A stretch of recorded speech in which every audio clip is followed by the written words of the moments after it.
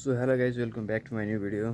So आशा छ तपाईँ सन्चै हुनुहुन्छ होला होइन। सो म एकदम आराम एकदम ठिकठाकै छु। सो म चाहिँ आज तपाईँहरूलाई एउटा डम्बल बनाएर चाहिँ देखाउँछु होइन। सो त्यसपछि मैले एउटा आधी जस्तो बनाएर सर्ट भिडियो पनि हालेको थिएँ। सो त्यही होइन, मैले चाहिँ अस्ति एउटा डम्बल तयार गरेको थिएँ। सो तपाईँलाई त्यहाँ एउटा डम्बल चाहिँ देखाउँछु मैले बनाएको। सो आज चाहिँ म अर्को डम्बल बनाउँछु। सो कसरी बनाउने भन्ने कुरा म तपाईँहरूलाई भन्दै गइरहेको छु होइन। सो बडी बनाउनुको लागि मेन कुरो भनेको एउटा वेट पनि चाहिन्छ। सो त्यसको लागि चाहिँ डम्बल बनाउनु पर्ने हुन्छ हामीले। सो कसरी बनाउँछ तोरी फुलेर होइन अहिले यहाँको भ्यू चाहिँ यत्तिकै दामी छ, राम्रो छ कि होइन।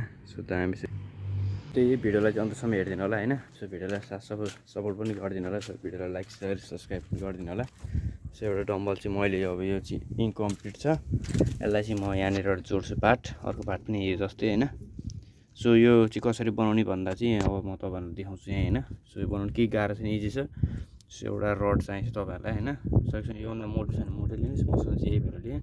सो पाइप यहाँ तारले बाँध्नु पर्ने हुन्छ ग्रिपको लागि, जसले गर्दा चाहिँ यो यता पछि गएर नहल्लियोस् भनेर होइन। सो यस्तो छ सिमेन्ट बालुवा, अरू तपाईँहरूलाई खासै त्यस्तो केही चाहिँदैन होइन। सो म चाहिँ देखाउँछु तपाईँहरूलाई डम्बल सेट चाहिँ घरमै कसरी बनाउने भनेर। एउटा चाहिँ मैले रेडी गरिसकेको छु। सो म तपाईँहरूलाई देखाउँछु होइन। सो यो चाहिँ मैले बिहान भर्खर निकालेको सेट गरेको थिएँ, हल्का टेढोमेढो भएछ, त्यसको पिँधको भाग बेस नमिलेर होला, तर केही छैन, ठिक चाहिँ वेट मिलेकै छ होइन। सो यतिको डम्बल चाहिँ तपाईँहरूले घरमै बनाउन सक्नुहुन्छ। सो म चाहिँ भिडियोमा तपाईँलाई डम्बल कसरी बनाउँछ भन्ने कुरा म तपाईँलाई सिकाउँछु। सो भिडियो चाहिँ अन्तिमसम्म हेरेर साथ सपोर्ट गरिदिनु होला है। सर्वप्रथम चाहिँ हामीलाई एउटा कुनै पनि खालको बट्टा चाहिन्छ होइन। सो त्यसमा चाहिँ मैले पिँधमा अलिकति धेरै ठुलो हुन्छ भनेर चाहिँ यसलाई यहाँसम्म बालुवा गरेँ, बालुवा हालेर सो यहाँ प्लास्टिक राख्छु। प्लास्टिक राखेर चाहिँ तपाईँहरूले हल्का गोलोको सेक्सनमा एक्सरे पेपर हो, यो सिमेन्ट लगाएर यस्तो एक्सरे पेपर हो होइन। सो यसले चाहिँ म यहाँनिर राख्छु, त्यसपछि म बनाउँछु। भिडियोलाई चाहिँ अन्त्यसम्म हेरिदिनु होला, तर तपाईँले घरमा पनि बनाउन सक्नुहुन्छ यस्तो डम्बल। सो गाइज स्टार्ट गरौँ है त। तपाईँहरूले बनाउँदाखेरि चाहिँ होइन डम्बलको दुइटै साइड चाहिँ हुन्छ नि, त्यो दुइटै पार्टपट्टि चाहिँ बराबर गरेर राख्नुपर्ने हुन्छ, जसले गर्दा चाहिँ राम्रो ब्यालेन्स हुन्छ। सो मैले चाहिँ पन्जा लगाएँ, पन्जा लगाउनुपर्छ नत्र भन्दा सिमेन्ट ढिला खान्छ। सो दुइटै पन्जा लगाएर चाहिँ मैले हातले गर्ने हो, मसँग कुनै ज्याबिलहरू पनि छैन घरमा। सो त्यही भएर म चाहिँ हातले मिसाउँछु। सो बाक्समा चाहिँ मैले त्यो बाक्समा चाहिँ प्लास्टिक राखेँ, जसले गर्दा चाहिँ निकाल्न सजिलो होस्, राम्रोसँग अन्त टाँसियोस्। र एउटा मैले चाहिँ एक्सरे पेपर राखेँ। तपाईँहरूसँग नि कार्टुन अथवा कार्पेट भयो भने कार्पेट राख्नु सक्नुहुनेछ, कागजहरू राख्दा पनि हुन्छ होइन। सो त्यसले चाहिँ निकाल्न सजिलो हुन्छ पनि भनेर, र एउटा फ्रेमको रूपमा पनि काम गर्थ्यो क्या। सो मैले चाहिँ एक्सरे पेपर राखेँ, तपाईँहरूसँग जे छ एभाइलेबल त्यही राख्नु होला है।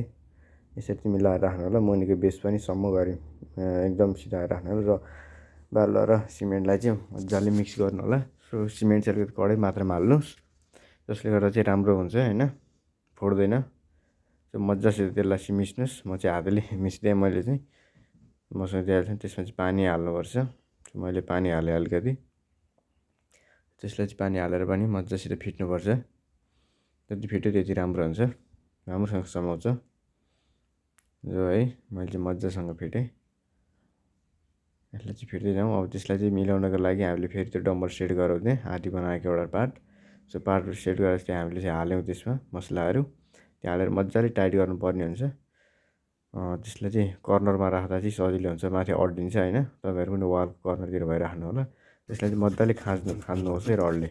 खाँद्यो भने चाहिँ भित्र त्यसको पालहरू भित्र कुनै ग्यापहरू रहँदैन, जसले गर्दा चाहिँ एकदमै राम्रो खालको बन्छ। सो मैले चाहिँ नापेँ कति ग्याप रहनु पर्ने भनेर। सो तपाईँहरूले कति बनाउने त्यो अनुसार राख्नु, त्यसलाई सिधा राख्नु पर्छ होइन। त्यही हो, यसो गर्ने मैले तपाईँहरूलाई कस्तो गर्ने भनेर देखाएँ। यति चाहिँ मेरो बाँकी रह्यो। सो यहाँबाट चाहिँ यसरी लेभल लगाएर सिधा राख्नु होला। सो त्यही हो आजको भिडियोमा चाहिँ। अब यसलाई चाहिँ म अहिले राखेँ, अब मैले 24 घन्टा लगभग 20-24 घन्टा चाहिँ म राख्छु। त्यसपछि म तपाईँलाई निकालेर पनि देखाउँछु। सो त्यही हो यति आजको भिडियोमा चाहिँ। सो भिडियोलाई मन पऱ्यो लाइक गरिदिनु होला, च्यानललाई सब्सक्राइब गरिदिनु होला। त्यही हो त गाइस, बाई बाई।